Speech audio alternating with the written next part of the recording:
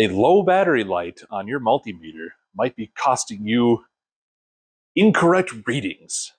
If you're watching this, you're probably wondering why this multimeter is lying to you. So I have a very interesting situation that I had with this thing here, and perhaps it's my fault for not knowing this, perhaps it's a design fault, perhaps it says in the instruction manual that this is a known side effect of this product. This is just a generic multimeter that you buy at Home Depot, and I was testing an alternator on my car because I thought maybe that was giving me some sort of issue with my vehicle. So I hooked up the positive and negative leads to the battery to check the alternator's charging status. This multimeter, as you can see from these photos here, is reading really high. And I was like, well, that's strange that this thing would be, I guess the alternator must be overcharging the battery, and maybe that's why I'm having these issues. The alternator is bad on this car.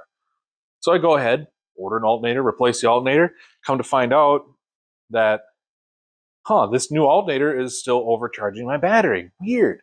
Okay. And then I kind of notice in the corner here that there's a low light or a low battery, and apparently a low battery in your digital multimeter will cause this thing to read out incorrectly. And that's kind of a huge problem, I think, especially when it made me get an alternator that I didn't need. I tested, the thing that really threw me off too was when I tested this on multiple different vehicles after the fact, after I was like, wait a minute, this shows this is overcharging. I did a double check on my truck, on my other car, and it was still showing the same misreadings. And I was like, whoa, dude, what the hell? I grabbed an analog multimeter and tested that one, and that one was showing correct readouts. So I was like, okay, there must be something wrong with this one. I was ready to buy a new one. Lo and behold, I replaced the AA batteries in here. No more low battery light. Works just fine. So I don't know.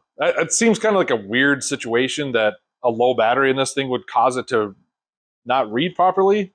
Maybe there's some electrical engineers that randomly stumble upon this video and they can explain why this cheap multimeter does that. I don't know. I'd be curious to know though. And yeah, that's all I got.